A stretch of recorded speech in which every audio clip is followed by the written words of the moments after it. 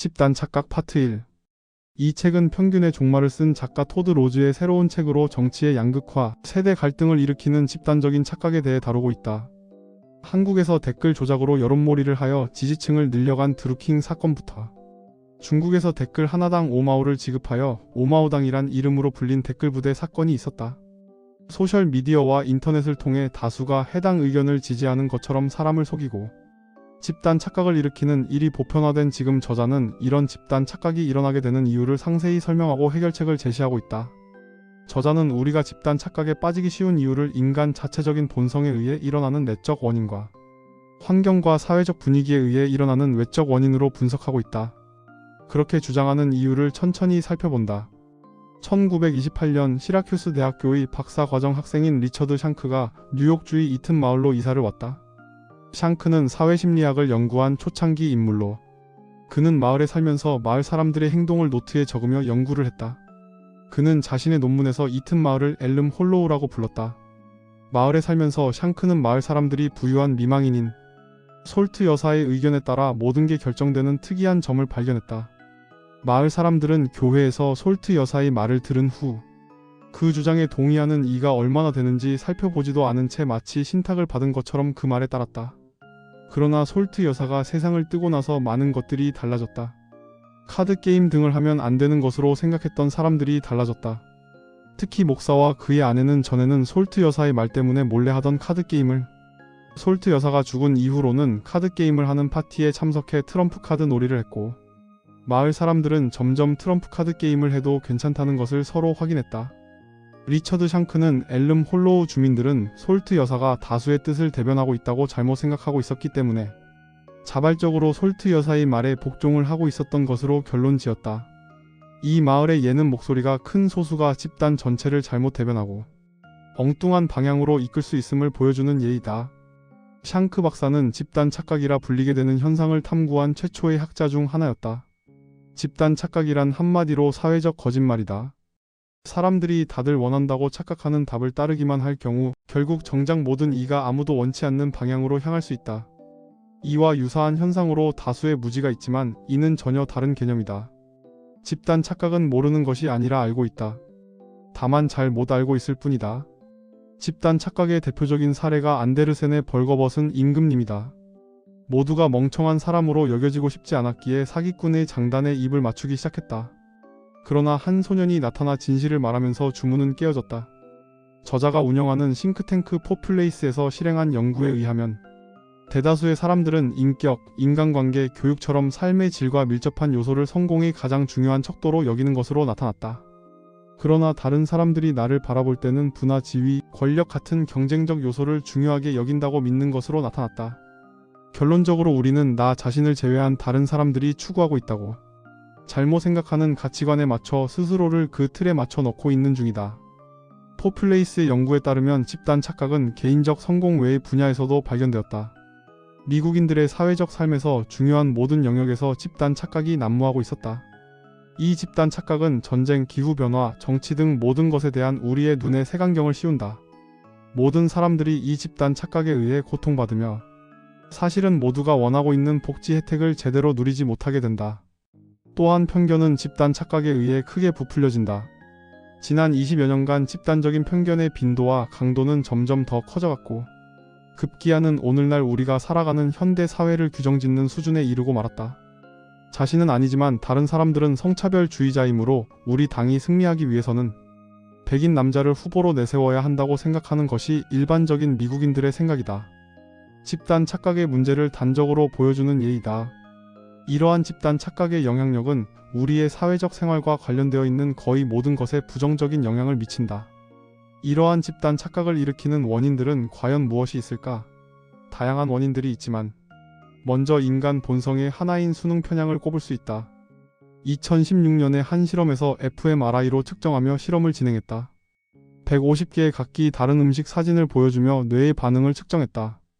첫 번째 평가에서 피험자들이 각 음식의 점수를 매기고 나면 다른 200여 명이 평가한 평균 점수가 표시되었다. 그것을 보고 두 번째로 다시 점수를 매기는 실험이었다. 두 번째 평가에서 피험자들은 집단 평균값에 가까운 방향으로 자신들의 점수를 수정하는 모습을 보였다. 뇌의 영역은 첫 번째 평가에서는 뇌의 전전두엽 피질이 활성화되었지만 두 번째 평가에서는 사회적 관계와 선호도를 판단하는 영역이 활성화되었다. 이것은 우리의 수능 편향이 지닌 본질을 보여준다. 진실 따위는 중요하지 않다. 군중과 함께 하고자 하는 우리의 본성은 무의식적으로 작동하며 인간은 여기서 벗어나기가 어려워 보인다. 우리에게 내재된 수능 편향으로 인해 우리는 일상적으로 크고 작은 집단 착각과 연루되어 있다. 소셜미디어의 발달로 오늘날 집단 착각은 전지구적 규모로 과열되어 있다. 소셜미디어로 인해 기존의 관점이 빠르게 변화하여 열혈 추종자를 통해 실제로는 존재하지 않는 다수의 의견을 만들어내는 것이 충분히 가능해졌다. 일부 수능의 함정. 1990년대 중반 사회학자 니콜라스 크리스타키스는 시카고 대학에서 호스피스 의사로 근무하고 있었다. 그러던 중 그는 배우자가 사망하면 오래 지나지 않아 남은 사람도 사망할 확률이 높아진다는 미망인 효과를 발견했다. 추가 연구를 하며 밝혀낸 것은 사람의 감정과 행동은 실제로 상호 결부되어 있으며 사람들은 서로 비슷한 집단으로 묶인다는 사실이었다. 다시 말해 우리는 어떤 정보나 이유를 제공받지 않은 채 다른 사람의 행동이나 생활 방식을 모방하는 일에 쉽게 빠져들고 만다. 이러한 흐름은 결국 우리를 집단 착각으로 끌어들이며 우리는 조작당하고 관리당하기 쉬운 처지로 전락해버린다. 극장에서 누군가 박수를 치기 시작하면 전염되는 경우가 이를 보여준다. 박수를 의도하여 호응을 일으키는 박수부대의 활약은 우리가 다른 사람의 행동을 모방하기 때문에 가능한 것이다. 이렇게 우리는 연결되어 있기에 연쇄 반응으로 빨려들고 마는 것이다. 그리고 이 연쇄 반응은 모든 결정에 영향을 미친다. 우리는 개인적으로 우리가 이성적으로 행동하고 있으며 자기 이익을 지키고 있다고 생각하지만 실제로는 따라쟁이의 함정에 빠지곤 한다. 특권 편향의 오류. 과학자들이 특권 편향이라 부르는 오류가 있다. 겉으로 보이는 모습을 보고 그를 전문가처럼 받아들이고 그의 의견을 따르는 현상이다. 우리는 특히나 권위를 나타내는 시각적 표상에 취약하다. 1996년 간호사를 대상으로 한 실험이 있었다. 전화로 잘 알지 못하는 의사가 환자에게 허용되지 않은 약물을 주입하도록 명령한 실험에서 95%의 간호사들이 권위에 굴복해 지시에 따랐다. 문제는 진짜 전문가가 아니더라도 자신감을 드러내면 우리는 그 사람이 전문가라고 착각하고 굴복하는 경향이 있다. 그러므로 우리는 다른 사람들을 관찰하고 그들에게 귀를 기울임으로써 보다 정확한 판단을 할 수 있으며 그래야만 한다. 또한 우리는 우리 스스로의 판단을 내던진 채 맹목적으로 다른 이들을 추종하고 푼 유혹을 떨쳐내기 위해 노력해야 한다. 소속감의 유혹. 1978년 아프리카 가이아나 공화국의 존스타운에서 사이비 종교 집단인 인민사원의 집단 자살 사건이 있었다. 교주였던 짐 존스는 미국 FBI의 수사망이 좁혀오는 상황에서 신도들에게 집단 자살을 권유했고 이 자살 권유에 반대한 사람이 있었다. 밀러라는 사람은 사람들을 설득하여 자살을 막고자 했으나 그는 사람들의 생각을 바꾸지 못했다. 결국 그는 집단과 함께 자살하고 만다. 그가 집단과 함께 자살을 한 이유는 귀속 집단에 받아들여지고 싶다는 욕구와 귀속 집단으로부터 배척될까 하는 두려움 때문이었다. 이렇게 귀속 집단에 확실히 속해 있다고 느낄 때 우리는 더 행복하고 안전하며 편안한 기분을 느낀다. 그리고 해당 집단에서 이상적으로 여기고 있다고 우리가 생각하는 그 지점에 우리 자신을 맞춰 나간다. 그래서 그 일치감이 깨지는 소리가 들리면 두려워하며 소름 끼칠 정도로 순응하는 존재가 된다. 우리는 왜 이렇게 집단에 소속되기를 원하는 것일까? 우리는 탄생 직후 어머니와 연결된다. 아기들이 보호자와의 유대를 형성하지 못한다면 아기들은 제대로 자랄 수 없을 것이다. 그러므로 아기와 보호자의 유대감은 아이의 생존에 있어 필수적인 것이다. 아기가 보호자와 애착 관계를 형성하지 못하게 되는 애착 장애를 겪는 아이는 제대로 성장하기 어려워진다. 이런 인간의 소속 본능은 진화적 관점으로 볼 때 생존에 유리한 집단을 이루는 방향으로 발달하게 되었다. 우리는 타인과 연결되어 있다고 느낄 때 뇌에서 옥시토신이 분비된다. 옥시토신은 수많은 공동체에 대한 사랑의 감정을 증폭시켜주는 호르몬이다. 한편으로 옥시토신이라는 행복 호르몬을 보상으로 얻기 위해 우리는 우리의 관계에 도움이 되는 행동에 우선순위를 두게 된다. 우리는 우리와 비슷한 관점으로 세상을 보고 비슷한 믿음을 지니는 이들에게 자연스럽게 끌리는 경향이 있다. 소속 집단과 현실을 공유함으로써 우리는 공통의 관점을 형성할 뿐 아니라 비슷한 감정 및 세계관까지 갖게 된다. 우리의 개인적 정체성은 우리의 사회적 정체성과 너무도 깊숙이 결부되어 있으며 그래서 우리의 뇌는 그 둘을 따로 떼어놓지 못한다. 이렇게 공유하고 있는 감정이 클수록 우리는 자신이 생각하는 귀속 집단의 관점에 순응하기를 원한다. 그 결과 귀속 집단 바깥에 있는 이를 향해 더 적대적으로 대할 수 있게 되는 것이다. 그리고 이렇게 강한 귀속 집단의 소속감보다 큰 힘은 바로 그 집단에서 쫓겨나는 것에 대한 공포이다. 다양한 연구를 통해 추방당한 이들은 혈압이 높고 스트레스 호르몬인 코르티솔의 농도 또한 높은 것으로 확인되었다. 인터넷에서 무시당하거나 배제당하는 기분, 즉 사이버 도편 추방은 훨씬 더 쉽게 벌어질 수 있다. 온라인 상에서의 거절의 크기나 강도가 얼마나 큰지는 상관없다.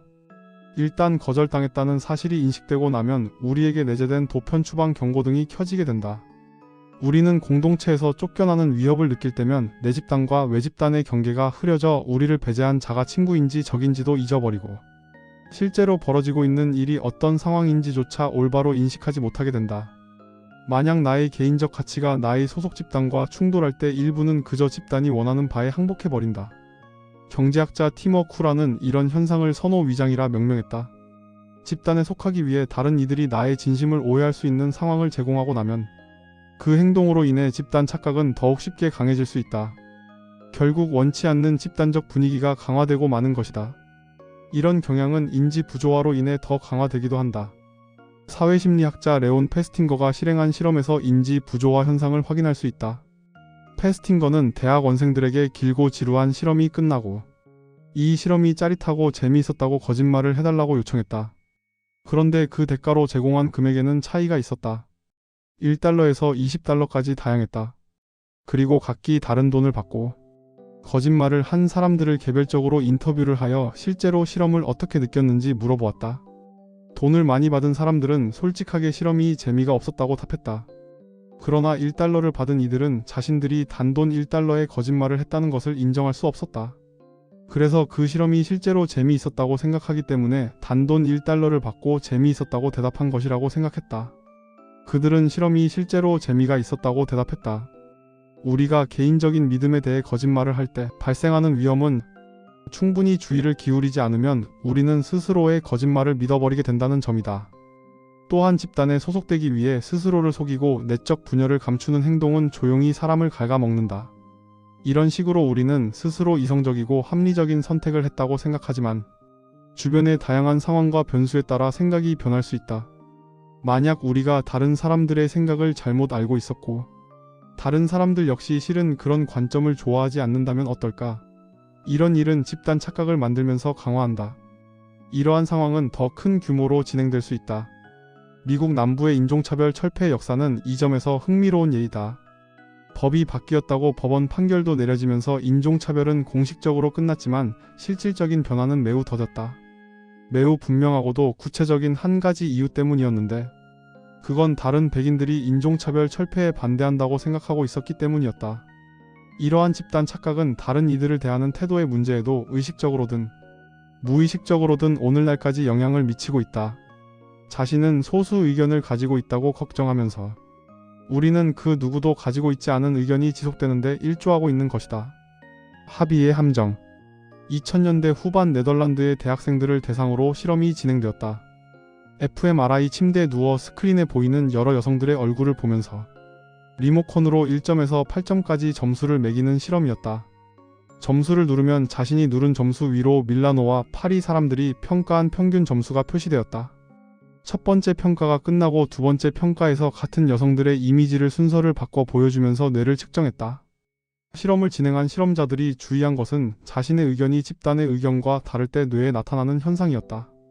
내 생각이 집단의 의견과 다를 때 우리는 뭔가 실수를 했을 때와 동일한 반응을 하게 된다.